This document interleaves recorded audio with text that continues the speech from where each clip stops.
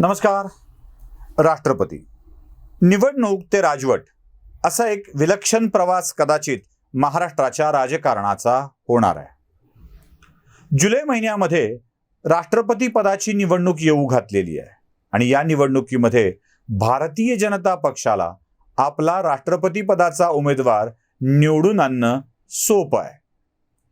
सकृतदर्शनी वेगवेगळ्या राज्यामध्ये भाजपची सत्ता गेली आहे असं वाटत असलं तरीही, म्हणजे पश्चिम बंगाल सारख्या राज्यामध्ये भाजपची सत्ता आलेली नाही असं असेल तरीही पश्चिम बंगाल राज्यामध्ये भाजपच्या 3 जागावरून ती संख्या मोठी वाढलेली आहे. त्यामुळं पश्चिम बंगालमधल्या मताच्या मूल्यानुसार राष्ट्रपती पदाच्या उमेदवाराची ताकद मोठीच आहे.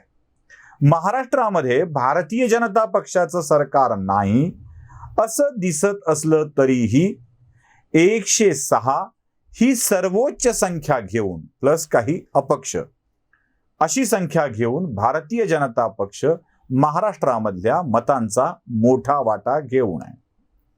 गोव्यामध्ये या निवडणुकीत मतदान करणाऱ्या लोकांची संख्या वाढलेली आहे.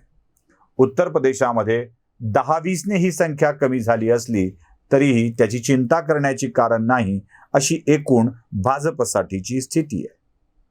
आता राष्ट्रपती पदाची जुलैमध्ये होऊ घातलेली निवडणूक अवघ्या काही दिवसावर येऊन ठेपलेली असताना भाजप आपला उमेदवार निर्विवादपणे निवडून यावा यासाठी प्रयत्न करतोय. जेव्हा राष्ट्रपती पदाची निवडणूक असते आणि विधानसभा अस्तित्वात असते, म्हणजे निलंबित असेल तर गोष्ट वेगळी, पण विधानसभा अस्तित्वात असते तेव्हा त्या विधानसभेतील आमदारांची मतं राष्ट्रपती पदाच्या निवडणुकीसाठी करता येऊ शकतात. पण विधानसभा विसर्जित केली असेल तर मग मात्र तिथे आमदारांना मतदान करता येत नाही.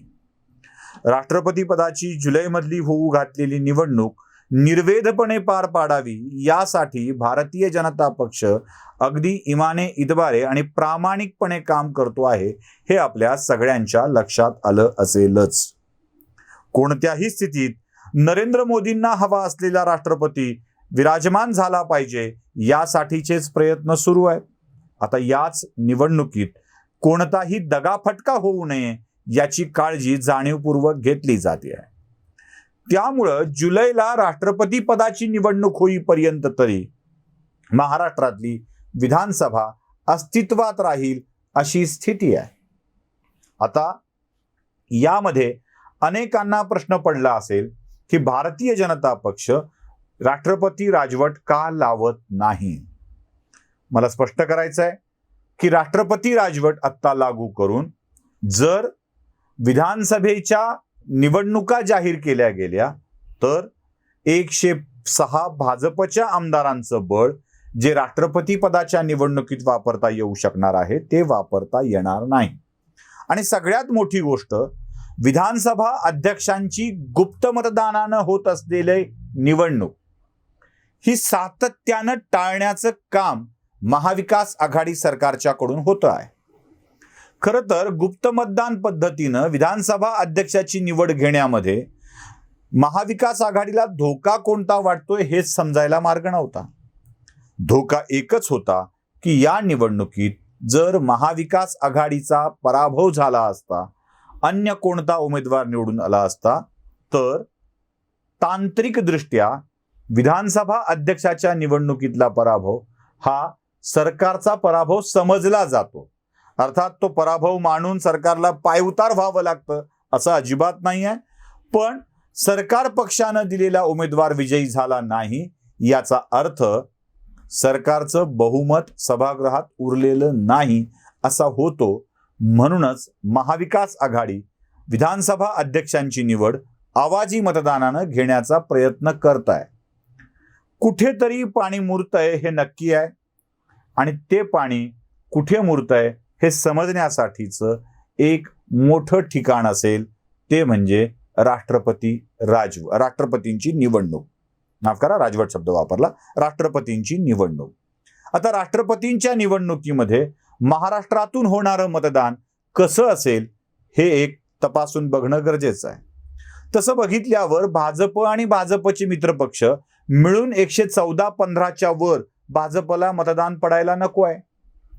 पण महाविकास आघाडीच्या आमदारांच्या मध्ये मोठी फूट पडली तर हा देखील एक मोठा संदेश असेल आणि भारतीय जनता पक्ष हा संदेश देण्यासाठी उत्सुक असेल हे नक्की आहे. त्यामुळं ही विधानसभा विसर्जित न करता राष्ट्रपती पदाची निवडणूक कशी होते आहे यावर बऱ्याचशा गोष्टी अवलंबून असतील. आता तुमच्या लक्षात येत असेल की शिवसेनेचे काही नेते आणि राष्ट्रवादीचे काही नेते, मी सरसकट म्हणत नाहीये, राष्ट्रपती पदाच्या निवडणुकी आधीच राष्ट्रपती राजवट आणून दाखवा असं का बोलतायत? जितेंद्र आव्हाड यामध्ये मागणी करतायत. जयंत पाटील आणि जितेंद्र आव्हाड दोघंही सरळ सरळ राज्यात अशांतता माजेल अशी धमकी देत आहेत. आपले संजय राऊत तर त्यात आघाडीवरच आहेत. म्हणजे ते कोणत्याही प्रकरणात आघाडीवर असतात. त्यांच्या आघाडीवर असण्यासंबंधी ते घोड्यावर आणि आघाडीवर एकाच वेळेला बसलेले असतात. त्यामुळे ते सदैव स्वार असतात. सदैव त्यांना ह्या सगळ्या गोष्टीत बोलायचं असतं. जाऊ दे. तर राष्ट्रपती पदाच्या निवडणुकीच्या आधीच राष्ट्रपती राजवट यावी असं राष्ट्रवादीतल्या अनेक जणांना वाटतंय. त्याचं कारण देखील स्पष्ट आहे की उद्या होणारी पक्षाची हानी, उद्या जे पक्षाच्या मतांमध्ये फूट पडणार आहे ती उगीच्या उगीच उघड करण्यापेक्षा, उगाच ती स्पष्ट करून दाखवण्यापेक्षा आत्ताच झालं तर बरं. एक. आणि दुसरा मुद्दा आहे तो म्हणजे राष्ट्रपती राजवट लागू झाल्याबरोबर एक सहानुभूतीची लाट निर्माण करता येऊ शकेल का? म्हणजे बघा, पवार साहेबांचं 82 वर्ष वय आणि त्यांनी मोठ्या हिकमतीनं उभं केलेली ही महाविकास आघाडीचा डोलारा भाजपला नको वाटला, त्यांनी उद्ध्वस्त केला. म्हणजे पवारांना याआधी देखील काँग्रेसनं अशाच स्वरूपामध्ये मुख्यमंत्री पदावरून हकललेलं आहे हे जरा ते विसरून जातील त्यावेळेला. पण ही एक सहानुभूती निर्माण करता येऊ शकेल. दुसरं, उद्धव ठाकरेंच्या विषयी सहानुभूती निर्माण करता येऊ शकेल. भाजपला नको वाटलं अशा स्वरूपाची ती सहानुभूती असू शकते. या सगळ्या सहानुभूतीला गोळा करता यावं यासाठी राष्ट्रवादी काँग्रेसकडूनच हा कांगावा केला जातोय का की आणा राष्ट्रपती राजवट आणून दाखवा अशा स्वरूपाचा कांगावा केला जातो आहे का? खरं तर भारतीय जनता पक्षाच्या एकाही नेत्याने राष्ट्रपती राजवट लागू करावी अशी मागणी माध्यमांच्या समोर, राज्यपालांच्याकडं अथवा केंद्रीय यंत्रणेकडं केलेली नाही. म्हणजे कोणी पंतप्रधानांना पत्र पाठवलंय, राष्ट्रपतींना निवेदन पाठवलंय, गृहमंत्र्यांना निवेदन पाठवलंय असं घडलेलं नाहीये.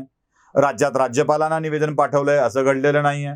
किंवा माध्यमांच्या समोर आणावी अशी मागणी करतोय असं बोललेलं नाहीये. हा, 1-2 नेत्यांनी ही स्थिती राष्ट्रपती राजवट आणण्यासारखी आहे असा दावा केला आहे, हे खरं आहे.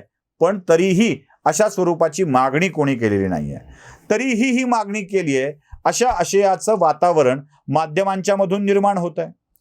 राष्ट्रपती राजवट लागू करावी अशी इच्छा ही सत्ताधारी पक्षांचीच अधिक दिसते आहे. त्याची कारणं मी तुम्हाला आधी 2 सांगितलीच. एक, सहानुभूती निर्माण करता येऊ शकेल. नंबर 2 म्हणजे कांगावा करून की बाबा राष्ट्रपती राजवट लागू झाली. नंबर 2, आपली इज्जत वाचू शकेल. राष्ट्रपती पदाच्या निवडणुकीमध्ये आपले जे काही आमदार फुटणार आहेत ते फुटलेले दिसणार नाहीत अशी एक अटकळ असू शकते. आणि तिसरी एक बाजू याच्यामध्ये महत्वाची असू शकते ती म्हणजे राज्य सरकारचा डोलारा सांभाळणे आता अवघड होत चाललेलं आहे. शिवसेना ज्या पद्धतीनं रिॲक्ट होऊ लागली आहे त्या पद्धतीनं रिॲक्ट होणं आणि त्यानंतरच्या कायदेशीर बाबी सांभाळत जाणं हे अवघड आहे, हे राष्ट्रवादीला समजू लागलेलं आहे. मातोश्रीच्या बाहेर कोणी आंदोलन करणार असेल तर त्याला सरळ सरळ राजद्रोहाच्या गुन्ह्यात अटक करायला लावणं ही गोष्ट जराशी गंभीर आहे आणि एकूणच कायद्याचा वेगळा विचार करायला लावणारी आहे. म्हणूनच ह्या सरकारचा डोलारा सांभाळण्यापेक्षा ते कोसळलेलं बरं. आणि कोसळणार असेल तर त्याचं पाप काँग्रेस, राष्ट्रवादी काँग्रेस किंवा शिवसेना यांच्यावरती येण्यापेक्षा त्याचं पाप भारतीय जनता पक्षावर आणि केंद्र सरकारवर टाकता आलं तर अधिक उत्तम.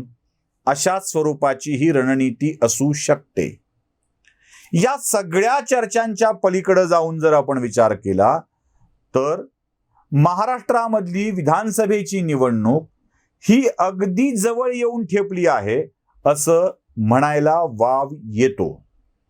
राष्ट्रपती पदाची निवडणूक जुलैमध्ये पार पडेल, त्यानंतर केंद्र सरकार मुक्त होईल, त्यांची चिंता मिटेल आणि त्यानंतर जर म्हणजे आपण जूनच्या अल्टिमेटमचा विचार करतोय, जून एंड पर्यंत जर काँग्रेसनी दिलेला अल्टिमेटम असेल की आमच्या ज्या काही मागण्या आहेत, जी काही व्यवस्था आहे ती पूर्ण करायची, असा काही अल्टिमेटम असेल किंवा काँग्रेसचा काही विचार बदलणार असेल किंवा जे काही होणार असेल, त्यानंतर जुलैमध्ये राष्ट्रपती पदाची निवडणूक होईल आणि त्यानंतर थेट महाराष्ट्रात विधानसभा निवडणुका लागतील.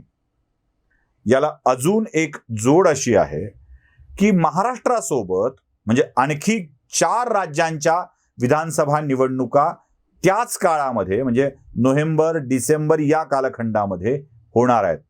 गुजरात आहे, राजस्थान आहे, मध्य प्रदेश आहे आणि छत्तीसगड आहे.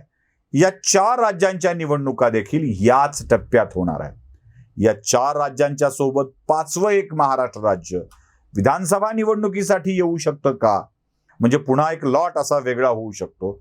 नाहीतरी यानंतर काही दिवसात लोकसभा आणि लोकसभेच्या नंतर 6 महिन्यात महाराष्ट्र अशी निवडणूक होत असते. त्यापेक्षा हा एक मोठा गॅप भरून निघेल आणि मोठ्या राज्यांच्या निवडणुका एकत्र होऊ लागतील. जसं उत्तर प्रदेश आणि त्यासोबत काही राज्यांच्या पंजाब, गोवा या राज्यांच्या निवडणुका झाल्या, तसं महाराष्ट्रासोबत आणखी 4 राज्य असतील. म्हणजे एक मोठा लॉट निवडणुकांचा घेता येऊ शकेल. त्यामुळं ही एक शक्यता वाटते आहे की राष्ट्रपती पदाची निवडणूक, राष्ट्रपती राजवट आणि त्यानंतर महाराष्ट्रात निवडणुका असं एक सूत्र जुळतं का, हेच आपल्याला तपासावं लागणार आहे. महाराष्ट्राची वाटचाल त्याच दिशेनं चालू आहे असंच म्हणावं लागेल. नमस्कार.